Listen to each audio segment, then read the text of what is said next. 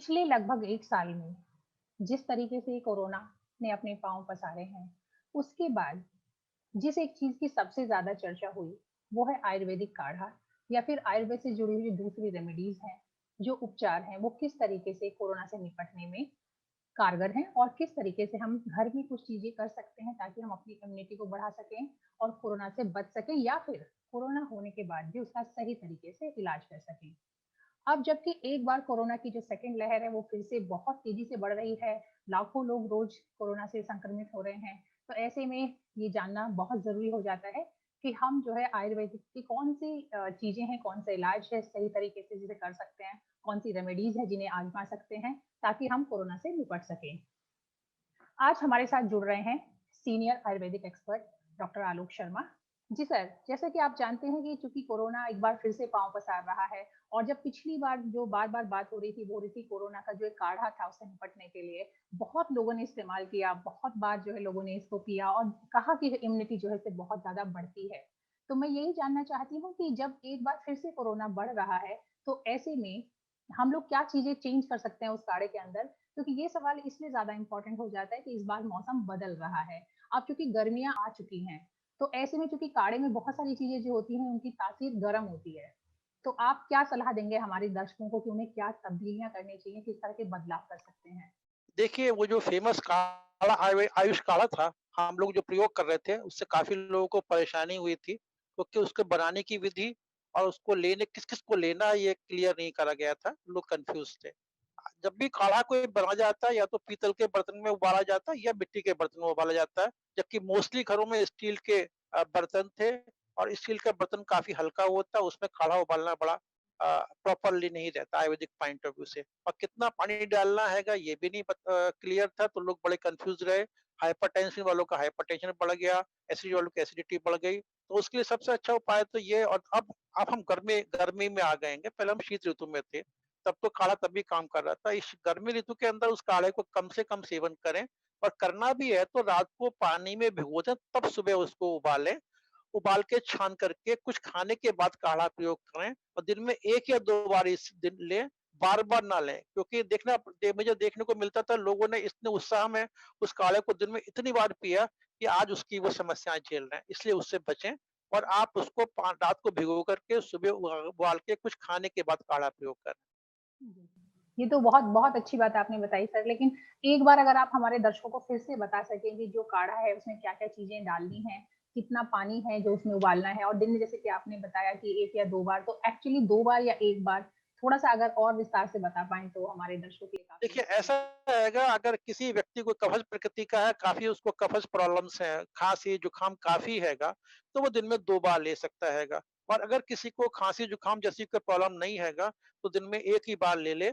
और अपने घर के अंदर जो आपके रसोई के अंदर दालचीनी हैगी, तेजपात हैगा, काली मिर्च है, और आवश्यकता अनुसार उसमें आप मुनक्का भी डाल लें, जिससे वो मृदु हो जाएगा। और यही काढ़ा थोड़ी हल्दी डाल के सेवन करें। आवश्यकता अनुसार शहद भी डाल सकते हैं मीठा करने के लिए। केवल ये चीज़ प्रयोग करें, क्योंकि आयुष काढ़े में तुलसी काफ़ी मात्रा में था, वो काफ़ी लोगों को कुछ समय के लिए समस्याएँ दिया था। जी, तो किस तरह की समस्याएँ जो है वो आई सामने लोगों के? समस्या सामान्यतः यही आई थी कि जो हाइपरटेंसिव लोग थे, उनका ब्लड प्रेशर काफ़ी बढ़ा रहा, कम नहीं हो रहा था।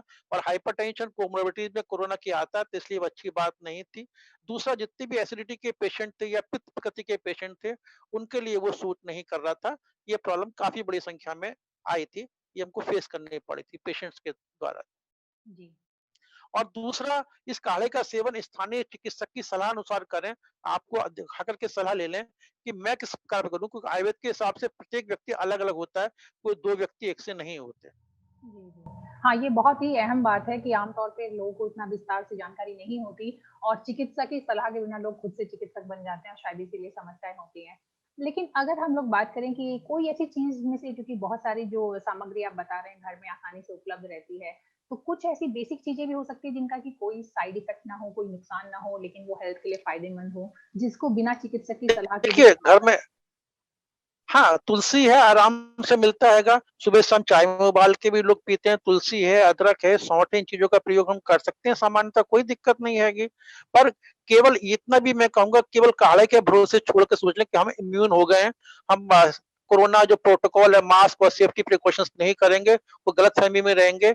इम्यूनिटी बढ़ने का लंबा प्रोसेस है, लंबा समय लेता है, तुरंत एकदम से इम्यूनिटी नहीं बढ़ती है, पर आप प्रयोग नित्य के प्रति करते रहें। जी, जी, ये बहुत-बहुत सही बात आपने कही कि इम्यूनिटी एक लंबा समय लेती है। बल्कि ये कहा जाता है शायद कि इम्यूनिटी जो आपकी होती है, आप उसको थोड़ा घटा या बढ़ा सकते हैं, लेकिन ऐसा नहीं हो सकता कि अगर आपकी इम्यूनिटी बहुत वीक है, तो आप उसको एकदम से बहुत बढ़ा सकते हैं, बहुत जल्दी के शॉर्ट नोटिस पर। सर काढ़े के अलावा अगर हम लोग कुछ और चीज़ों की बात करें, जो आयुर्वेदिक दिनचर्या होगी या कुछ और चीज़ें जुड़ी हुई हैं, जिनको कि हम अपना सकते हैं, कोरोना से निपटने के लिए? देखिए, सबसे बड़ा जो आयुर्वेदिक का जो आयुर्वेद का उद्देश्य हैगा, वो स्वस्थ से स्वास्थ्य रक्षण। ये पहला आयुर्वेदिक का सूत्र है, चिकित्सा तो बाद में आती है। और इसके लिए हमारी दिनचर्या दिनचर्या से मतलब सुबह जब उठते हैंगे, सुबह हमें सूर्य से निकलने से पूर्व उठना हैगा, अपने नित्य कृत्या करनी हैगी। सूर्य में सन रेज़ भी लेनी है, विटामिन डी, जिससे प्रॉपर बॉडी में बना रहे। इसके अलावा ध्यान, योग, प्राणायाम, मॉर्निंग वॉक हमें सब करना हैगा। सुबह टाइम से नहाना बहुत ज़रूरी हैगा, क्योंकि वो जागने को प्रॉपर अप करता है, इम्यूनिटी को भी बूस्ट करता है, ऐसा नहीं हैगा। और नहाने के साथ-साथ इस समय कोरोना पीरियड क्राइसिस पे चल रहा है, तो मैं पुनः अनुरोध करूँगा कि नाक के अंदर 2-2 बूँद सरसों का तेल अवश्य लगाते रहें, दोनों तरफ अंदर को इन्हेल करें, ये प्रयोग करते रहें। गरारे करें, गला ठीक रखें, ये आप करते रहें। और ब्रेकफ़ास्ट समय पर कर लें, उसको पोस्टपोन, प्रीपोन ना करें, क्योंकि आप समय पे नहीं करते हैं, तो वो आपका डाइजेस्टिव सिस्टम को डिस्टर्ब करता है। इक्वली जो हैगा, लंच का टाइम भी फिक्स रखें, डिनर का टाइम भी फिक्स रखें, सोने का टाइम भी फिक्स रखें। आज की जो कल्चर है कि लोग ना तो समय पे सोना, ना खाना हैगा, उनका इम्यून सिस्टम प्रॉपर्ली नहीं रह सकता, और ये बड़ी समस्या क्रिएट कर रहा है। तो आयुर्वेदिक दिनचर्या का फ़ॉलो करना अत्यंत आवश्यक हैगा। और ऐसे ही 6 ऋतुएँ भारत के अंदर उपलब्ध हैंगी, और ये सबसे हम भाग्यशाली लोग हैंगे। हर ऋतु का अलग-अलग प्रोटोकॉल हैगा। आप जो दिसंबर, जनवरी में जो खाना खाते थे, वो आप मई, जून में, अप्रैल में नहीं खा सकते, गर्मी शुरू हो चुकी है। इसका भी ध्यान रखें। पानी कौन-सा सेवन करना है, पानी जो है ना, आपको फ्रिज का वाटर अवॉइड करें। बड़ा मुश्किल डालता हैगा, फ्रिज के आइटम्स को अवॉइड करें। आप सादा पानी, घड़े का सेवन कर सकते हैं, बॉइल्ड वाटर सेवन करें। और सादा सात्विक खाना जो आयुर्वेदिक में जो बताया गया है, परंपरा में घरों में सब लोग जानते हैंगे, पकौड़े, समोसे, इन चीज़ों को अवॉइड करें। आपका डाइजेस्टिव सिस्टम ओके रहेगा, तो आप समझ लीजिए आपका इम्यून सिस्टम काफ़ी स्ट्रॉन्ग होने जा रहा है। ये ध्यान रखें। जी। सर ये तो जिस तरीके से अभी हम लोगों ने काढ़े पे बात की, इसके अलावा एक और चीज़ है स्टीम लेना, क्योंकि हाल में कुछ वीडियो सर्कुलेट हो रहे हैं जिसमें कि स्टीम लेने का तरीका बताया गया है कि स्टीम, कई लोग कहते हैं कि मुँह से स्टीम लें, कई लोग कहते हैं नाक से लें, तो कोई कहता है कि मुँह से लेके नाक से निकालें। तो सही तरीका क्या है स्टीम लेने का, और स्टीम में क्या कुछ चीज़ें ऐड करनी चाहिए स्टीम लेते हुए? देखिए, स्टीम का तो ये है कि सीधा अगर आप गरारे भी कर लेंगे गर्म पानी के, और उसमें तुलसी दल या पेपरमिंट ऐसी कुछ चीज़ डाल लेंगे, सफिशिएंट हैगा। पर आजकल का जो कोरोना, ये नया कोरोना आया है, वो नाक में, मुँह में रुक नहीं रहा, सीधे लंग्स में पहुँच करके प्रॉब्लम दिखा रहा हैगा। तो वो पिछले वाले प्रोटोकॉल में था, इस समय थोड़ा-सा कोरोना का चेंज हो चुका है पैटर्न, तो वो उसपे इतना कारगर नहीं होगा। उबला हुआ पानी ही पीते रहें, गरारे कर लें, वो भी सफिशिएंट रहेगा। जी, लेकिन ये जो अभी थोड़ी देर भयभीत ना पहले हों। जी, थोड़ी देर पहले जो आपने बताया कि नाक में जो है 2 बूँद सरसों का तेल डालते रहें, तो ये रात में सोने से पहले करना है और इसका क्या फ़ायदा है?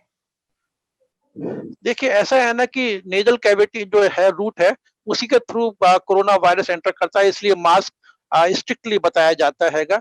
और नाक के अंदर जो हम सरसों का तेल लगाते हैं, ये हालाँकि नस्य विधान आयुर्वेदिक के अंदर बड़ा वर्णित है।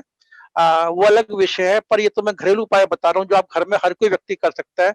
उसे लगाने से नाक की नेज़ल कैविटी की म्यूकस मेम्ब्रेन ठीक हेल्दी रहेगी, तो उसमें वायरस और बैक्टीरिया, कोई डस्ट पार्टिकल का चिपकना मुश्किल पड़ता है, और हम बहुत कुछ बचे रहते हैंगे, ऐसी पूर्ण आशा रहती है। जी। सर यहाँ पर एक और चीज़ की चर्चा बार-बार होती है, वो होती है गाय का घी या गाय का दूध, तो ऐसी कोई चीज़ आप भी रिकमेंड करते हैं क्या? जी हाँ, बिल्कुल। अगर गाय का घी, गाय का दूध की आपने बात करी, पर मैं कहूँगा अगर देसी गाय का घी मिलेगा, तो वो अमृत का कार्य करेगा। जर्सी गाय का घी, और जो जिस ढंग से मार्केट में देसी घी बाज़ार में मिलता है, क्योंकि वो दूध से सीधा क्रीम निकाल के दूध निकाल लेते हैं, वो कारगर नहीं है, क्योंकि 2 ही पाक की 2 बार जो वो उबाल के जो घी बनाया जाता है, वो अमृत का कार्य करता है। जी, जी। तो सर ये तो है कि जो कोरोना से निपटने, बल्कि मैं कहूँगी कि कोरोना से बचने के तरीके हैं कि अगर आप ये चीज़ें फ़ॉलो करेंगे तो आपको बहुत संभव है कि कोरोना ना हो। लेकिन अगर किसी को कोरोना हो गया है, चूँकि अब जैसे कि केसेज़ बढ़ ही गए हैं, तो ऐसे में सवाल बहुत इम्पोर्टेंट हो जाता है कि जब कोरोना किसी को हो जाए तब उसको आयुर्वेदिक तरीके से ट्रीटमेंट है, वो क्या सही ट्रीटमेंट हो सकता है? देखिए, ऐसा है ना कि आजकल जो हम ट्रीटमेंट कर रहे हैं, कोई आनंद हॉस्पिटल मेरठ के अंदर एलोपैथिक हॉस्पिटल है, L2 लेवल का हैगा और कोरोना पेशेंट पिछली बार करीब पिछली जो एपिसोड था कोरोना का करीब 1,500 पेशेंट वहाँ से ट्रीट हुए। मोस्टली पेशेंट ने एड ऑन आयुर्वेदिक ट्रीटमेंट लिया। तो उसमें जो चेंजेस देखा हमने आयुर्वेदिक ट्रीटमेंट से करने में, एक बड़ी प्रॉब्लम क्या पड़ रही थी कि जो भी कोरोना पॉजिटिव होता हैगा, वो पॉजिटिव होता है, ज़रूरी नहीं कि उसको कोई सिम्पटम हो। और वो डर के मारे इतना भयभीत हो जाता है, तो पहले तो सबसे पहले मैं अनुरोध ये करता हूँ, सबसे पेशेंट को भी बूस्ट करता हूँ कि यार मन से डर निकाल दो, आप बिल्कुल पेशेंट नहीं हो। अगर आप डरोगे तो मर जाओगे। डरना इसमें बहुत बड़ा भयंकर है, तो मन से डर निकालते हैं, ईश्वर पे विश्वास रखें। ईश्वर की आप जिसको भी आस्था रखती हैं, उसकी प्रार्थना करें, आपको बहुत लाभ मिलेगा। दूसरा, कोरोना में डर के मारे एक तो लेटे हुए हैं, भयभीत हैं, कोरोना पॉजिटिव होने के बाद क्वारंटाइन में घर में लेटे हुए हैंगे या हॉस्पिटल में लेटे हैंगे और वो हैवी डाइट ले रहे हैं तो उनको पेट गड़बड़ा जाता है, कॉन्स्टिपेशन हो जाता हैगा, तो अगेन उनको ब्रीदिंग प्रॉब्लम क्रिएट हो जाती हैगी। तो उन पेशेंट्स के अंदर भी मैंने लाइट मिल हल्का आहार जो आयुर्वेदिक में दलिया, खिचड़ी उन्हीं पे एम्फेसिस दिया क्योंकि वो लेटे हुए हैंगे और उनको पेट भी साफ नहीं हो रहा है, पेट साफ नहीं हो रहा, उनकी ब्रीदिंग प्रॉब्लम पड़ रही है, उनकी ऑक्सीजन डेफिशिएंसी बढ़ रही है। तो खाने पे विशेष ध्यान रखा गया जिससे हमें रोगियों में अत्यंत लाभ मिला था इसके अंदर जो है। जी, जी। यहाँ ये बहुत अहम हो जाता है कि जैसे आप खाना बता रहे हैं, आपने मोटे तौर पे बताया भी, ये चीज़ें शामिल होनी चाहिए और ये चीज़ें हमें नहीं खानी चाहिए। लेकिन जब हम लोग बात करते हैं आयुर्वेद में ट्रीटमेंट की, तो मैं आपसे जानना चाहती हूँ कि जो आयुर्वेदिक ट्रीटमेंट है, वो अगर सोलो मतलब अकेला वो एक इलाज कराएँ तो वो ज़्यादा बेहतर होता है या फिर एलोपैथी के साथ इसको क्लब करके किया जाए तब बेहतर रिज़ल्ट आता है? देखिए ऐसा है कि अभी तक भारत सरकार ने आयुष मंत्रालय या भारत सरकार ने इंडिपेंडेंट ट्रीटमेंट अलाउ नहीं करा हैगा। अभी तो हम वही चिकित्सा कर पा रहे हैं जो ट्रीटमेंट एलोपैथिक प्रोटोकॉल उनको दिया जा रहा था और जिन पेशेंट की डिमांड आई कि हमें आयुर्वेदिक ऐड ऑन करना है उसके साथ-साथ उनको चिकित्सा देके हम अच्छा लाभ जी, दे जी, पाए बिल्कुल। थे। हाँ, बिल्कुल हाँ, सर, मुझे आशा लगता है है कि कि एक जी, जी, एक भ्रम है एक्चुअली कुछ लोगों में, खास तौर पे छोटी जगह में, वहाँ पे कई बार लोगों को इतनी जानकारी नहीं है, इसीलिए कई बार वो सीधा इस पे चले जाते हैं कि सिर्फ आयुर्वेदिक, इसीलिए मैं चाहती थी कि ये जो भ्रम है इसको क्लियर किया जाए। जी। देखिए पैंडेमिक एक्ट के अंदर बिल्कुल स्ट्रिक्टली है जो गवर्नमेंट का नियम निर्देशन को हमको सबको पालन करना चाहिए, उसको किसी को तोड़ना नहीं चाहिएगा। तो उचित तो यही रहेगा। हाँ, आवश्यकता अनुसार कर लें, लोग भ्रमित होके मैं भी देखता हूँ कई बार चुपचाप से कोई गोली खा के घर में पड़े रहते हैं, छिपे रहते हैं और 10 लोग कोरोना कर देते हैं, वो गलत तरीका हैगा। तो इसलिए भारत सरकार के नियमों का पूर्णतः पालन करें और उसके बाद जिस पेशेंट को आवश्यकता है वो ट्रीटमेंट आयुर्वेदिक भी ले सकता है, कोई दिक्कत नहीं है कि जो है अभी जो वर्तमान परिस्थिति है। जी, जी। तो मतलब आपका भी यही मानना है कि आपको जो मॉडर्न मेडिसिन के साथ जो भी आपकी गाइडलाइंस हैं पैंडेमिक ट्रीटमेंट की, उसी के तहत उसी के साथ आप आयुर्वेद की चीज़ों को जोड़ सकते हैं और एक बेहतर इलाज पा सकते हैं। सर जी हाँ। अगर जी, मैं मेरा एक सवाल ये भी है आपसे कि अगर एक बार आप नटशेल में या एक बता पाएँ हमारे व्यूअर्स को कि किस तरीके से एक सही तरीका क्या है, उसमें कौन-कौन सा योगासन होना चाहिए, प्राणायाम कौन-सा होना चाहिए, खाने में क्या शामिल करें और जो ये स्टीम है तो कितनी बार लें, काढ़ा है तो पूरा अगर एक बार आप बता दें, जो लोग देख रहे हैं उनको पूरा एक बार में मिल जाए कि हाँ भाई ये सही जी हाँ। तरीका है। जी। देखिए ऐसा है ना, अब कोरोना पॉजिटिव होने के बाद मैं पहुंच रहा हूँ और आप हॉस्पिटल से या घर से क्वारंटाइन करके कंप्लीट हो गए, पर उसके बाद क्या होता है कि ब्रीदिंग प्रॉब्लम परसिस्ट करती है मोस्टली पेशेंट्स के अंदर, ये मिनिमम हैगा जो हैगा, बोलने में भी दिक्कत पड़ती है। इवन मैं भी जब कोरोना पॉजिटिव हुआ था हॉस्पिटल में रहा था, उसी आनंद हॉस्पिटल में जहाँ मैं ट्रीटमेंट भी देता हूँ जो हैगा, तो आने के बाद मैं कम से कम 15 दिन तक प्रॉपरली बोल नहीं पाया था, मुझे सांस उखड़ता था बोलने के अंदर। तो मेडिसिन में जिससे जो मैंने अपने पे प्रयोग करा या औरों पे प्रयोग करा, मैं अश्वगंधा घृत दूध में मिला के सुबह चम्मच लेता था। इसके साथ-साथ जो सबसे बड़ा मुझे योगदान मिला, वो मुझे मिला इसमें ध्यान एंड प्राणायाम से। और प्राणायाम आप प्रॉपर्ली किसी इंस्ट्रक्टर की या गुरु की निगाह में देख-रेख में करें। आजकल ज़ूम पे काफ़ी सारी कनेक्शंस अवेलेबल हैंगे। जी। वो करेंगे प्राणायाम तो बहुत अच्छा लाभ मिलता है, क्योंकि प्राणायाम से लंग्स कैपेसिटी प्रॉपर्ली होती है। कोरोना के बाद भी प्राणायाम करते रहें और कोरोना होने से पहले हम दिनचर्या में भी प्राणायाम इंक्लूड कर लें, योगासन इंक्लूड कर लें, तो रियली बहुत-बहुत अच्छा रहेगा। हमारी सात्विक लाइफ हो जाती है और मैं खुद देखता हूँ कि प्राणायाम योगासन करने के बाद चाय-कॉफ़ी की ज़रूरत कम हो जाती है, आपका शरीर हल्का हो जाता हैगा और सात्विक आहार लें, दिनचर्या नियमित रखें, तो कोई दिक्कत नहीं है, आप ठीक नहीं हो ऐसा वो है ही नहीं संभव जो है आप पूरे-पूरे ठीक होंगे। जी, जी। सर, जो प्राणायाम की बात हम लोग कर रहे हैं, तो इसमें जो कोई भी प्राणायाम कर सकते हैं या फिर जैसे भस्त्रिका को ज़्यादा असरदार माना जाता है, कोई ऐसा आप रिकमेंडेशन आपकी तरफ से? देखिए मैं अब एक नाम बोल ही देता हूँ।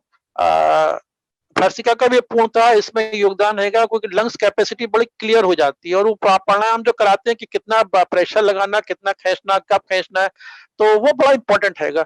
हम मोस्टली यूट्यूब पर देख के कर लेते हैंगे, पर जैसे हम लोग प्राणायाम करते हैं जूम के ऊपर जो है, तो हमारे जो इंस्ट्रक्टर हैं, जो गाइड है, वो हमारे वीडियो पे देखते रहते हैं, तुरंत हमें इंस्ट्रक्ट कर देते हैं कि ये ऐसा गलत है, उसका वो सही है। तो उसके किसी देख रेख में करें तो बेटर रहेगा। जी।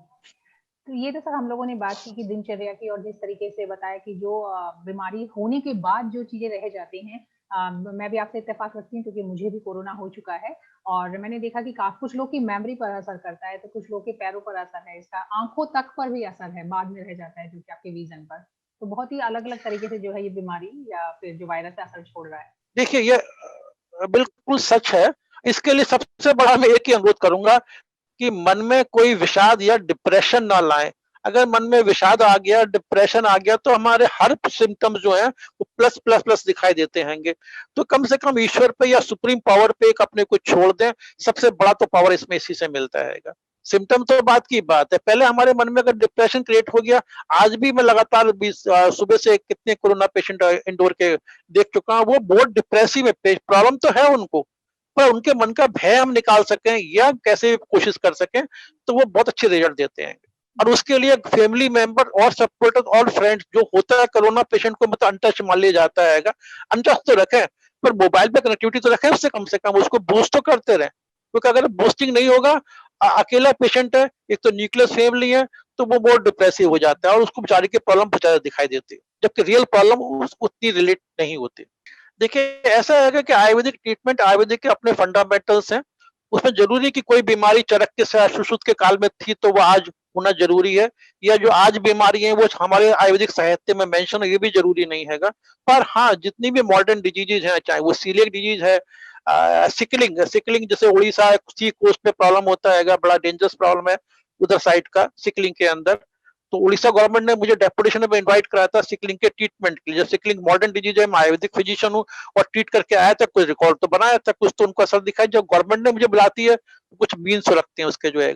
तो ऐसी सीलियक डिजीज है जिसमें वो गेहूं खाने से जो प्रॉब्लम होता है कॉमनली, आप भी जानते हैं इसका रेफरेंस जो है, उन पेशेंट में बहुत से चेंजेस मिला, क्योंकि सीलियक डिजीज के बहुत सारे कॉम्प्लिकेशन होंगे जो है। ऐसी कौन सी डिजीज नहीं है जैसे हर मॉडर्न डिजीज को हम आयुर्वेदिक के फ्रेम में सेट करके आयुर्वेदिक ट्रीटमेंट दे सकते हैं, और हमारे बहुत से चिकित्सक करते हैं, मैं ही नहीं करता, बहुत से चिकित्सक करते हैं। अब आपको मिल जाए वो चिकित्सक, ये आपका भाग्य। जी। तो सर, मैं आखिर में आपसे जानना चाहती हूँ कि अगर एक बार आप हमारे व्यूअर्स को बता दें कि उनका जो एक आयुर्वेदिक दिनचर्या की हम लोग बात कर रहे थे कि कितने बजे उठें, कितने बजे आपको नाश्ता करना है, कितना बजे आपको योगासन करना है, कब आपको काढ़ा पीना है, क्या खाना है, एक पूरे दिन का अगर एक रूटीन आप बता दें आजकल के टाइम के अनुसार। Thank you. देखिए बहुत सिंपल सा है, हमें नेचर से अपनी बॉडी को अलाइन करना है। जैसे कार का अलाइनमेंट बहुत जरूरी है, कार का इंजन ठीक है, बॉडी ठीक है, अलाइनमेंट प्रॉपर लेनी है तो कार भी खराब हो जाती है, वही हमारे बॉडी का हाल है। सुबह सूरज निकल जिस जिस क्षेत्र में भारत के आप रहते हैं, वहां जब सूरज निकलता है उससे पहले उठना है। सूरज निकलने के उठने के बाद थोड़ा सा मन में एक पॉजिटिव वाइब्रेशन या संकल्प करना है कि हे प्रभु, मेरे आज आप साथ में, आज आपने मेरे एक और दिन दिया सेवा के लिए, मुझे जीवन का एक दिन और दिया, क्योंकि थैंकफुलनेस जो प्रभु के प्रति होती है हमारे मन में पॉजिटिविटी लाती है। उसके बाद उठने के बाद आप फ्रेश होंगे, और अगर आप ऑटोमेटिकली बिना किसी मतलब एड ऑन पानी या चाय या कॉफी के आप फ्रेश हो रहे हैं, तो समझ लीजिए आप हेल्दी पर्सन है। और आपको वो जरूरत पड़ती है तो आप कहीं ना कहीं डिस्टर्ब है, चिकित्सक से मिलना अति आवश्यक है आपको जो है। अब फ्रेश होने के बाद आप योगासन एंड ध्यान वाला वो अगर क्लासेस अटेंड कर सकते हैं, बहुत अच्छी बात है, क्योंकि आजकल कोरोना है, कहीं कर्फ्यू है, कहीं मतलब लॉकडाउन है, ये प्रॉब्लम हो रहा है, तो आप बाहर घूमना मुश्किल है, हर एक के पास पार्क अवेलेबल नहीं है, तो इतना तो कर ही सकते हैं। और उसके बाद आप सुबह उठ के नहाने के बाद जो भी आपका इष्ट देव है, जो भी आपका धर्म के अनुसार या आपके आस्था अनुसार है, उसको प्रार्थना जरूर करें एक बार जो है। इससे बड़ी पॉजिटिविटी आती है, क्योंकि निगेटिविटी हर बीमारी का प्रॉब्लम क्रिएट कर देता है। अब आपका पूजा पाठ भी हो गया, उसके बाद हल्का ब्रेकफास्ट अपनी बॉडी की आवश्यकता अनुसार, अपने काम की आवश्यकता लेना है। ये नहीं कि वो इतना लेता तो मैं उतना लूंगा। आज भी मैं देखता हूँ लोग पराठे अगर इस मौसम में लेंगे तो नेचुरली डाइजेस्टिव सिस्टम डिस्टर्ब करेंगे। फिर अगर आपको अगर लेना भी है तो फिर आप ब्रेकफास्ट लंच मिला के ले लें, ब्रंच ले लें, अगर आपकी भूख कम लगती है तो। जी। मोस्टली ऑफिस गोअर्स हैं, वो लंच 1 बजे के आसपास ले ही लेते हैं, बहुत अच्छी बात है, पर अब लॉकडाउन के अंदर वो प्रॉब्लम, वो भी घर के अंदर है, तो एक्स्ट्रा खाएँगे, पेट खराब करेंगे। तो अपनी कैपेसिटी, वर्किंग कैपेसिटी के हिसाब से आपको अपना खाना वो करना हैगा। और जो लोकली नीड्स, और तो कहूँगा सबसे बड़ा लोकली जो अवेलेबल है वही खाना लें और फ्रेश लें। ये नहीं कि कोई महँगी चीज़ें किसी और स्टेट से आके ट्रांसफर होकर आ रही है, आप सोच रहे हैं बड़ी अच्छी है, नहीं वो आपको नुकसान करेगा। जो लोकली फूड्स आपके एरिया में अवेलेबल है, केवल वही यूज़ करना है, लोकली खाना यूज़ करना है।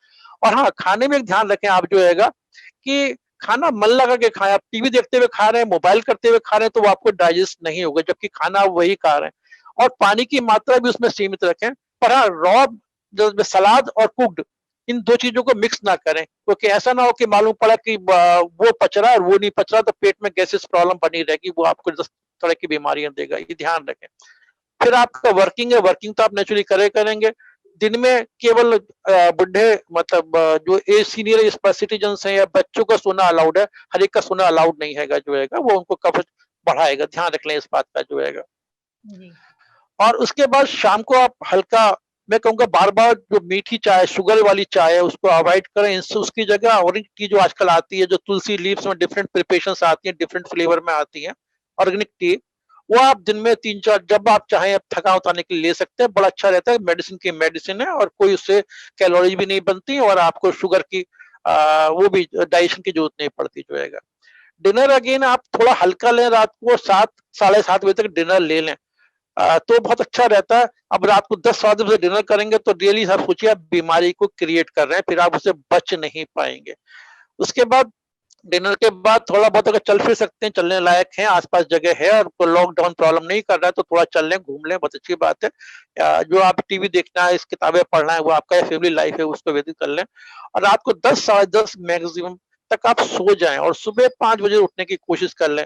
अगर आपको नींद सम्यक आ रही है, आपको भूख सम्यक लग रही है और आपको पेट प्रॉपर सम्यक साफ हो रहा है, तो आप समझ लीजिए हेल्दी पर्सन, आपका इम्यून सिस्टम अच्छा, बिना लेबोरेटरी के आप अपना असेसमेंट भी कर सकते हैं आयुर्वेदिक क्राइटेरिया पे।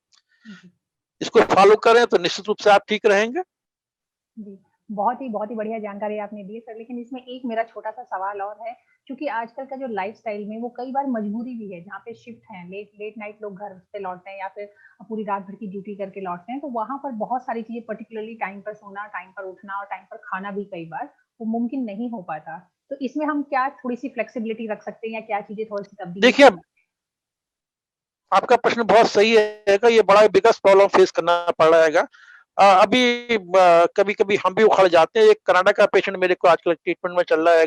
वहाँ मालूम पड़ा कि 4 घंटे की रात होती है। मैंने कहा स टाइम से सोना, टाइम से उठना, बोले सर मेरी 4-4 घंटे की होती है, मैं कैसे करूँ? तो रियली ये क्वेश्चन्स बड़े-बड़े टिपिकल सामने आ जाते हैं। सेम अभी मैं इंडिया की बात करूँगा, इंडियन पेशेंट्स की जो है कि रात को जगना पड़ता है, मीडिया वाले, आईटी वालों को जग की प्रॉब्लम होती है, कॉल सेंटर्स वालों की जो है। तो मैं उनसे एक ही अनुरोध करूँगा, उसका एक ही मंत्र आयुर्वेद में लिखा हुआ है, उपाय भी लिखा है कि आप सुबह लंच से पहले, जितनी रात घंटे की नींद होती है, आपको 7 घंटे सोते हैं तो साढ़े 3 घंटे लंच से पहले अगर आप सो लेंगे, तो वो आपको सिस्टम को डिस्टर्ब नहीं करेगा, आपको प्रॉपर अपर रखेगा। तो ये विशेष ध्यान रखें। सोना ज़रूरी है, पर वो लंच से पहले उसकी आधी नींद आप ले लेंगे तो आपको लाभ मिलेगा। ऐसा आप कर सकते हैं आराम से। हैं? जी। बहुत ही बढ़िया जानकारी आपने दी कि कोरोना से हम लोग कैसे बच सकते हैं, कोरोना हो जाए तो कैसे निपट सकते हैं, कोरोना के बिना भी जो रूटीन की हमारी लाइफ़स्टाइल है उसको कैसे बेहतर कर सकते हैं आयुर्वेदिक तरीकों से, क्या अपनी लाइफ़ को सुधार सकते हैं किसी से। Thank you so much sir हमारे साथ जुड़ने के लिए, इतनी सारी जानकारी थैंक हमारे यू, साथ शेयर करने के लिए। Thank you thank so you, much. जी। Thank you, thank you, thank